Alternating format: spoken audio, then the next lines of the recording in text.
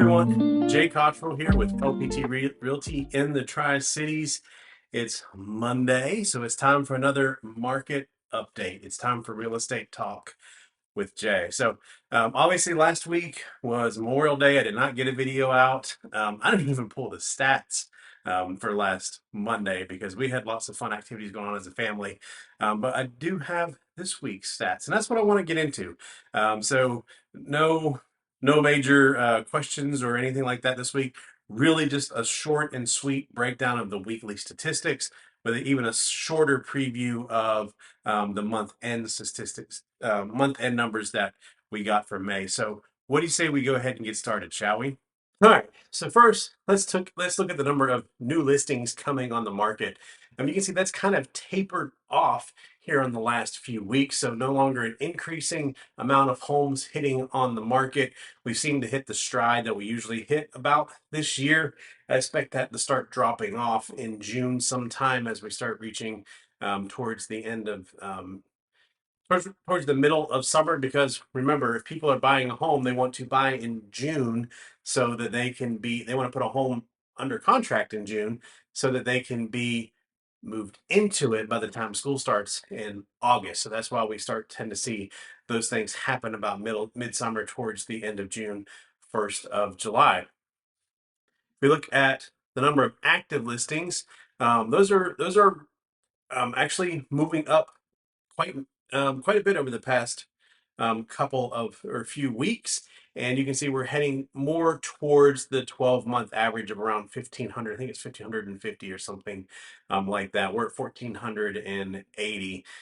So again, even if we get there, that's looking at 50 more homes on the market for an area the size of ours. So that's not going to make a huge difference, but it can be for buyers. That can be that there's a few more options that are out there, and sellers might be a little bit more willing to negotiate than when that number was continuing to decrease and the market was tightening. So yes, there is a buildup of inventory happening, but it is a very small buildup and it is very slow. Number of pending sales has slowed down over the last few weeks, but closings have not, because again, closings are a look back to 30 to 45 days ago. So when the peak in pending, the few peaks of pending contracts were happening, those closings are starting to happen now, which is why we're seeing the number of closings move up while pendings are starting to taper off a bit. So even though we have more inventory, again, it's making small jumps, not big jumps. So prices are continuing their slow upward climb. So we're not seeing that huge jump in prices like we saw in those unicorn years of 2020 and 2021.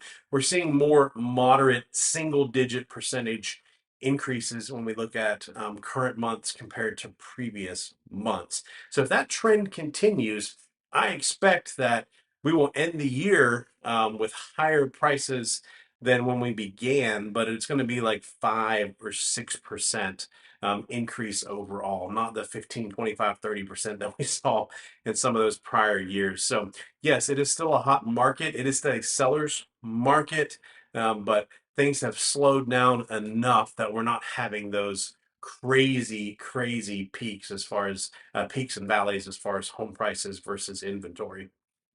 So that brings us back to month end data. So a preliminary look, again, I let that data season for a couple weeks after the month ends to allow all of the closings to get in there, to get corrected, and just for all that data to season before I really look at it. But preliminarily, it looks like not a big change in absorption rate.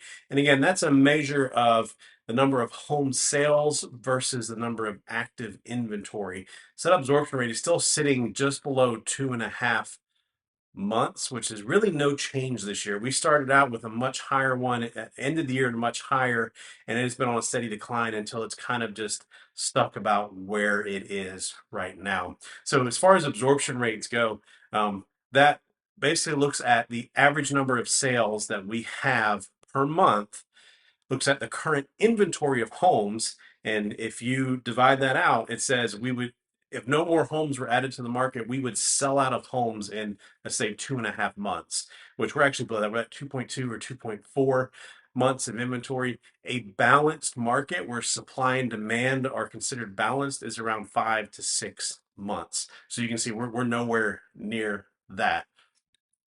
But it's holding fairly steady where it is, which means it's still a seller's market, which means prices are still continuing to move up.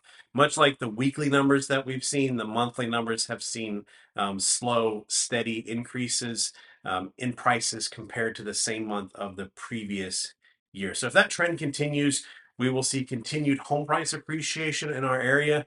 But again, it'll be more of the single digit percentage numbers instead of the double digit ones that we were not used to, but that we had gotten used to in the previous few years.